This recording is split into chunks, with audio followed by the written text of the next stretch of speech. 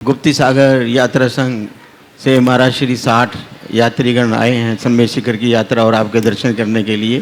सबकी ओर से त्रिकाल नमोस्तु नमोस्तु नमोस्तु। सबको खड़े कर दो जी। सभी जो सोनीपत से जो भी आए हैं सबसे निवेदन है कि ये खड़े हो जाएं अपने अपने स्थान पर।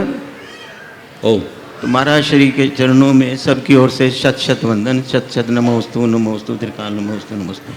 महाराज श्री, मैं जो दिगंबर जैन समाज की शीर्ष संस्थाएं सबसे किसी न किसी रूप से जुड़ा हूँ, लेकिन सबसे बड़ी पीड़ा जो है वो इस बात की है कि जितनी भी संस्थाएं हैं तकरीबन युवा उसमें बहुत ही कम हैं। युवा जो है हमारे साथ नहीं जुड़ पा रहे हैं। बच्चों को भी हम ले जाते हैं महाराज श्री के पास, लेकिन जो इंजीनियरिंग कर रहे हैं, कोई मेडिकल कर रहा है, कोई कहीं कर रहा है, उनके अंदर जो ये गैप रह गया है हमारा, इसके बारे में वैसे कई बार आपकी शंका समाधान में आया है, लेकिन आज जैसे एकदम बात आई, मैं आज मेरे को ये स्वप्न में भी नहीं सोचा था कि भाई मैं आके शंका समाधान में और प्रश्न भी करूँगा। इसलिए मेरा तो बस इतना ही है कि हम युवाओं को अपने साथ कैसे जोड़ें, तो ये मेरी आपसे अनुरोध है। देखिए, युवाओं को जोड़ने के लिए कहीं कोई कमी नहीं है और युवा जुड़ने के लिए पूरी तरह तैयार भी। पर मुझे तो ऐसा लगता है कि हमारे समाज के बड़े लोग मरते तक जवान बने रहते तो युवाओं को अवसर ही नहीं मिलता।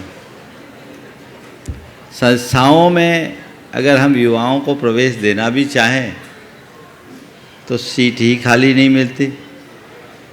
तो पहले तो ये चाहिए कि हर संस्था के लोग एक समय के उपरांत अपना स्थान खाली करें।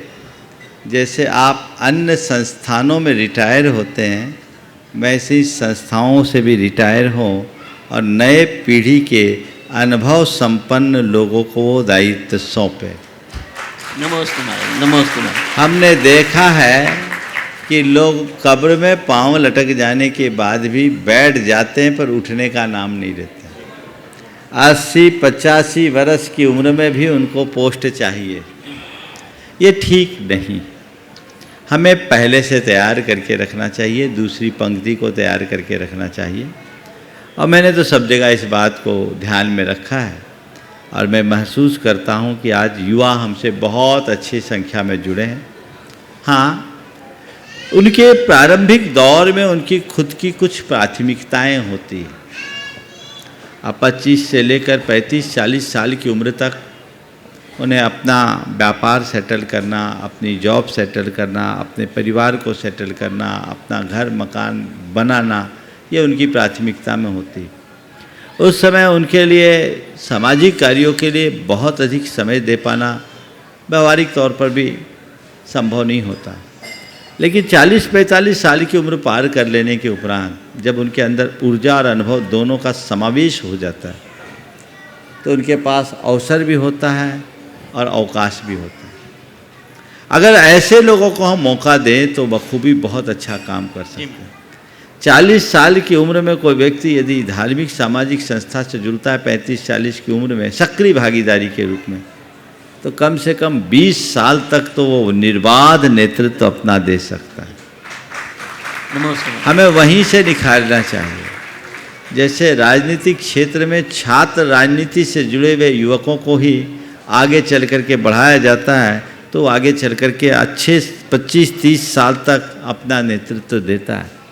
ऐसे ही समाज के प्रतिभा संपन्न, संस्कार युक्त, अनुभव संपन्न युवकों को हमें आगे लाना चाहिए और खुद आगे आकर अपनी सीट पर उन्हें बिठाना चाहिए, तभी हम कुछ अच्छा कर पाएंगे। नमोस्तु महाराज, नमोस्तु।